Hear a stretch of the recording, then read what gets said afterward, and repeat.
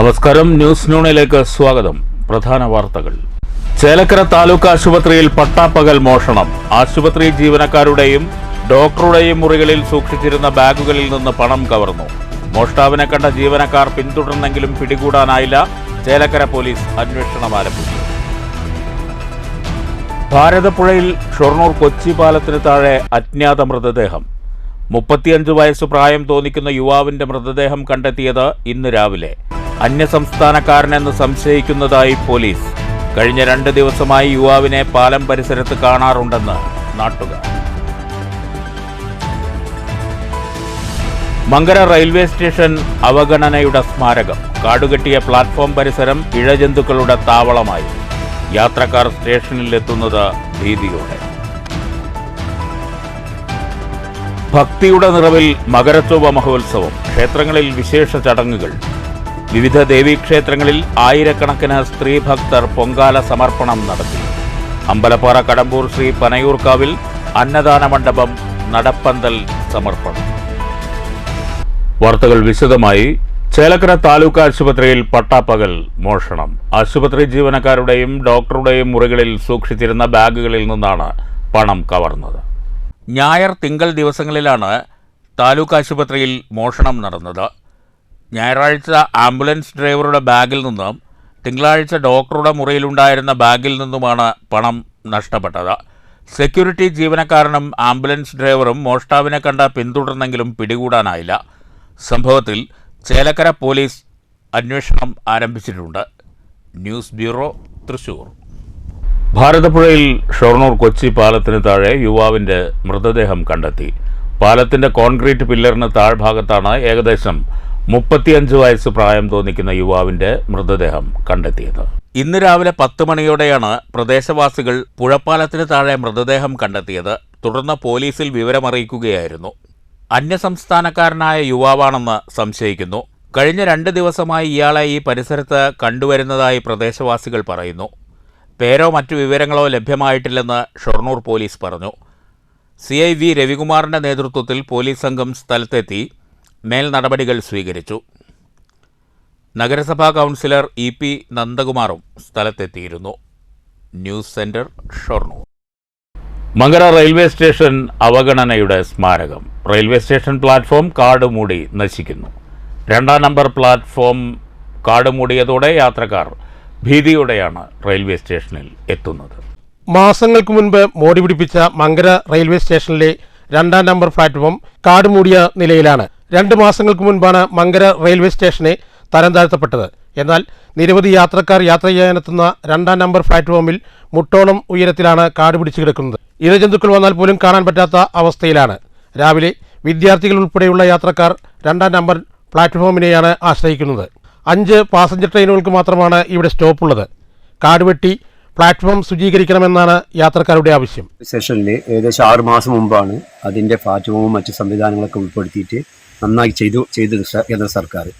പക്ഷേ ഇന്നത്തെ അവസ്ഥ അവിടെ വെച്ചാൽ ഏകദേശം ഇരിക്കുന്ന സ്ഥലത്ത് നടന്നു പോകുന്ന സ്ഥലത്തൊക്കെ ഏകദേശം നമ്മൾ മുട്ടിൻ്റെ ഭാഗത്തോളം ചെടികളും ഇതൊക്കെ കിടക്കുന്നുണ്ട്.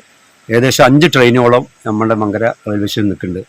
പ്രത്യേകിച്ച് രാവിലെയുള്ള 6:10 പിന്നെ പാലക്കാട് നിലമ്പൂർ ട്രെയിന് ഏകദേശം നല്ലൊരു ആൾക്കാർ അവിടെ വന്നുകൊണ്ടിരിക്കും, യാത്രക്കാർ. പക്ഷേ ഇഴജന്തുക്കളിലെയും അതുപോലെ ലൈറ്റിൻ്റെ സംവിധാനവുമായി കൊണ്ട് ഒരുപാട് ആളുകൾ പ്രയാസപ്പെടുന്നുണ്ട്.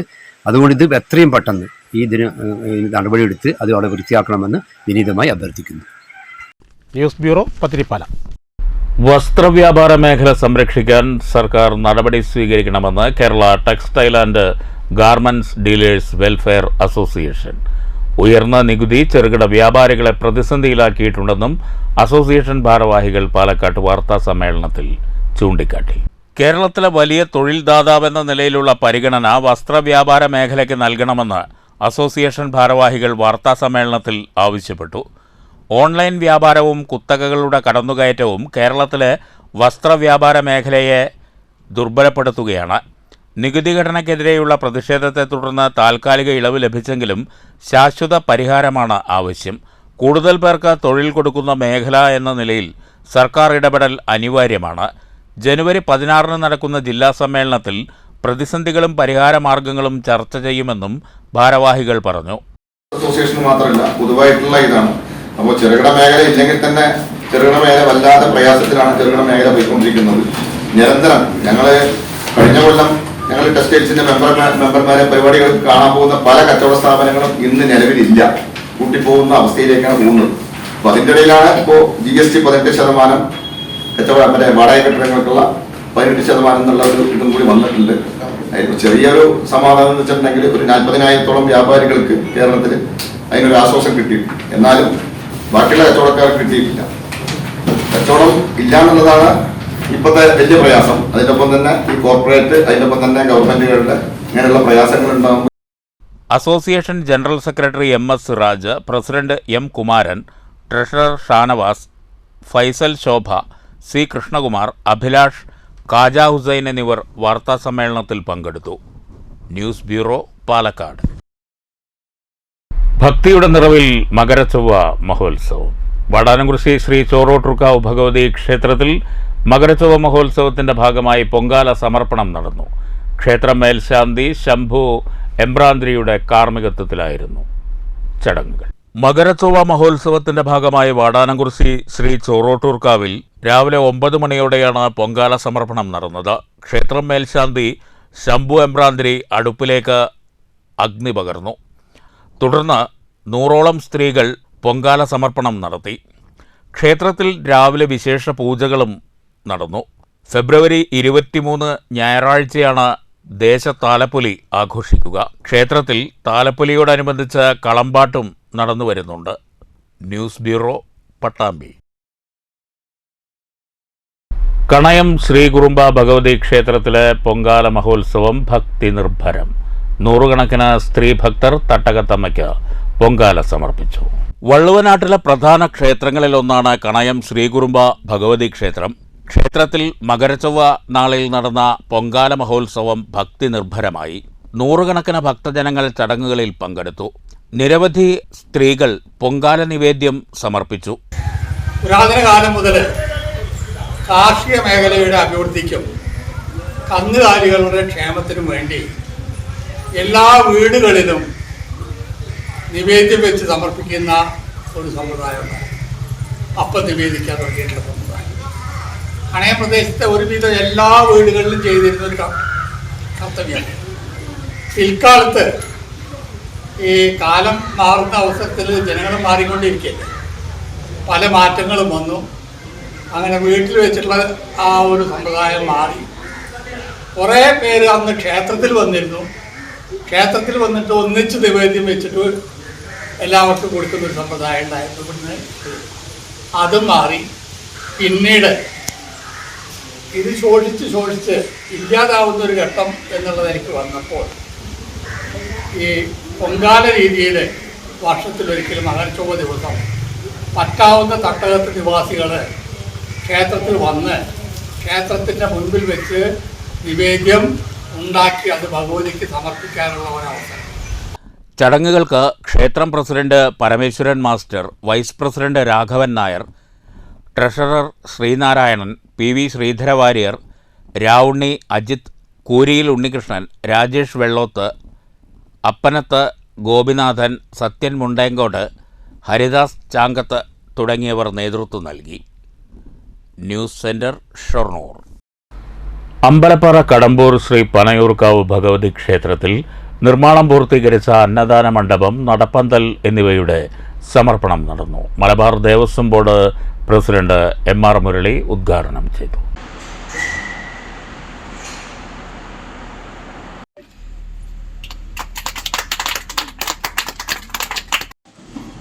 തുടർന്ന് മലബാർ ദേവസ്വം ബോർഡ് പാലക്കാട് ഡിവിഷൻ ചെയർമാനായ ശ്രീ ഗന്ധർവന്റെ ആദ്യ ക്ഷേത്രങ്ങളുടെ അടിസ്ഥാന സൗകര്യങ്ങൾ വികസിപ്പിക്കുന്നതിന് വേണ്ടിയുള്ള ധാരാളം കാര്യങ്ങൾ നടന്നു വരുന്ന ഒരു കാലം.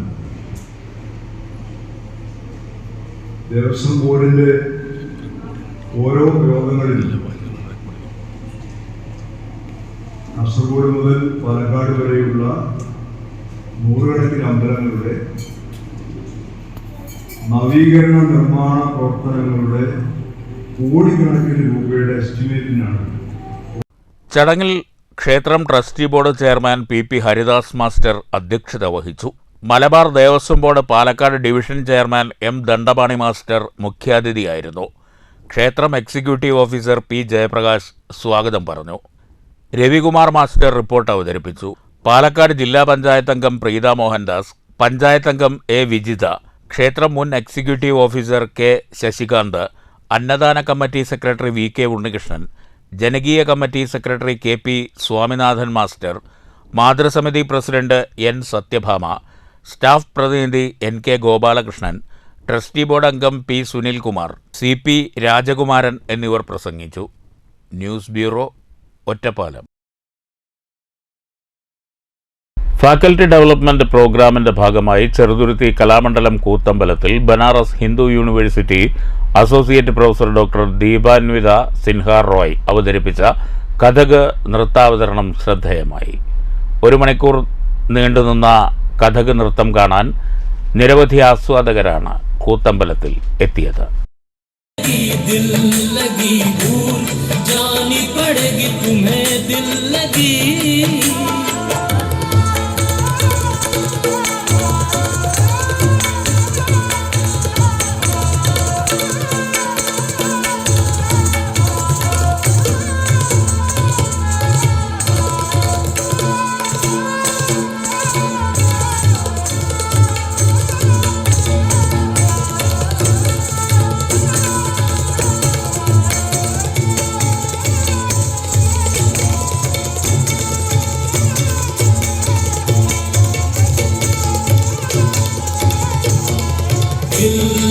Kalamandalam academic coordinator Achuthanandan doctor Deepanwita സിൻഹയെ പൊന്നാടയണിയിച്ച് ആദരിച്ചു. നൃത്താധ്യാപകരായ രേവതി വയലാർ, ലതിക, VT വിദ്യാറാണി എന്നിവർ നേതൃത്വം നൽകി. സമൂഹത്തിലെ തെറ്റുകളും അന്യായങ്ങളും ചൂണ്ടിക്കാണിക്കാൻ മാധ്യമപ്രവർത്തകർക്ക് കഴിയണമെന്ന് K രാധാകൃഷ്ണൻ MP.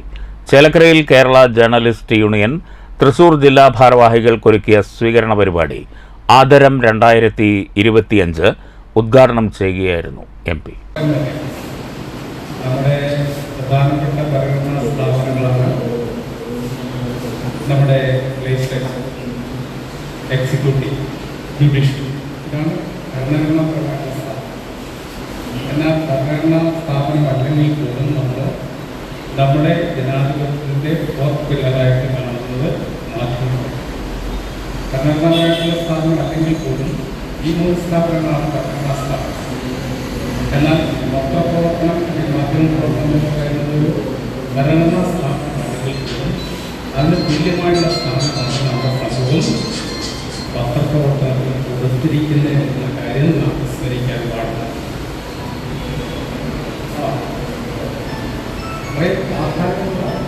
ചേലക്കര ഗ്രാമീണ വായനശാല ഹാളിലായിരുന്നു ആദരം 2025. KJU ചേലക്കര മേഖലാ പ്രസിഡന്റ് OS സിബി അധ്യക്ഷത വഹിച്ചു. ജില്ലാ president TG Sunderlal, secretary Stanley K Samuel, treasurer NP Udayakumar, vice president Mani Cheruthuruthy, executive അംഗം TB മൊയ്തീൻകുട്ടി എന്നിവരെ ചടങ്ങിൽ MP പൊന്നാടയണിയിച്ച് ആദരിച്ചു. സംസ്ഥാന കമ്മിറ്റി അംഗം അജീഷ് കർക്കിടകത്ത് മുഖ്യപ്രഭാഷണം നടത്തി. ദേശീയ സമിതി അംഗവും സംസ്ഥാന കമ്മിറ്റി അംഗവുമായ ജോസ് താടിക്കാരൻ, ചേലക്കര മേഖലാ secretary Saji Joseph, treasurer V Manikandan തുടങ്ങിയവർ പ്രസംഗിച്ചു. News bureau, Cheruthuruthy. തണലാണ് കുടുംബം ക്യാമ്പയിൻ്റെ ഭാഗമായി ജമാഅത്തെ ഇസ്ലാമി പറളി ഏരിയ കമ്മിറ്റി യുവജന വിദ്യാർത്ഥി സംഗമം സംഘടിപ്പിച്ചു. ജില്ലാ വൈസ് പ്രസിഡന്റ് ബുഷൈറുദ്ദീൻ ഷർഖി ഉദ്ഘാടനം ചെയ്തു. തണലാണ് കുടുംബം ക്യാമ്പയിൻ്റെ ഭാഗമായാണ് ജമാഅത്തെ ഇസ്ലാമി പറളി ഏരിയ കമ്മിറ്റിയുടെ നേതൃത്വത്തിൽ പറളിയിൽ യുവജന വിദ്യാർത്ഥി സംഗമം സംഘടിപ്പിച്ചത്. ജമാഅത്തെ ഇസ്ലാമി പാലക്കാട് ജില്ലാ വൈസ് പ്രസിഡന്റ് ബുഷൈറുദ്ദീൻ ഷർഖി ഉദ്ഘാടനം ചെയ്തു.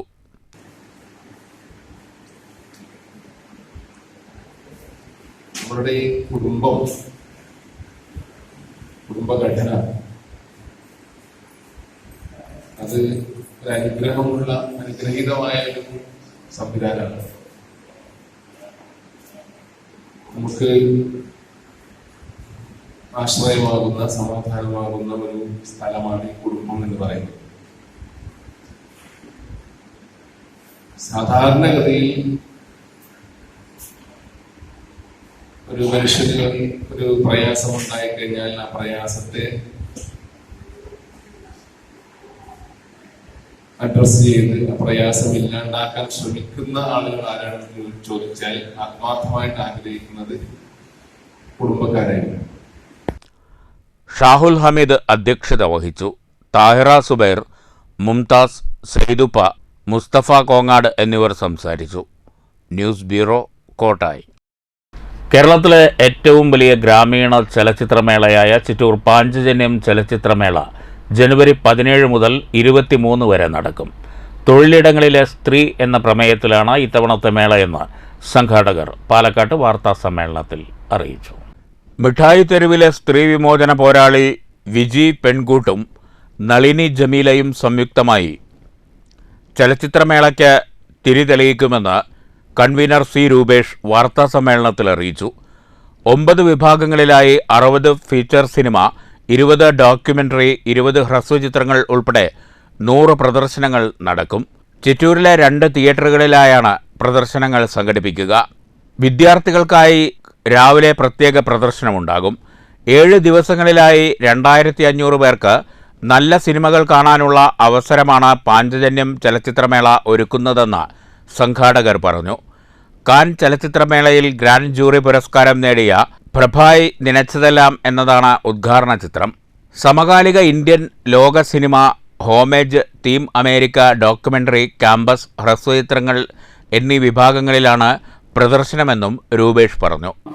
സമകാലിക ലോക സിനിമ, അതുപോലെ നമ്മൾ നേരത്തെ പറഞ്ഞ വിഷയത്തെ അടിസ്ഥാനമാക്കിയിട്ടൊരു തീം പാക്കേജ്, കഴിഞ്ഞ വർഷം മരണമടഞ്ഞു പോയ വളരെ പ്രധാനപ്പെട്ട ആളുകൾക്കുള്ള ഒരു ആദരവ് എന്നുള്ള എനിക്കൊരു ഹോമേജ്, അതുപോലെ 90കളിലെ അമേരിക്കൻ സിനിമയെ അടിസ്ഥാനമാക്കിയിട്ടുള്ള ഒരു അമേരിക്കൻ 90s എന്ന് പറഞ്ഞൊരു പാക്കേജ് ഉണ്ട്.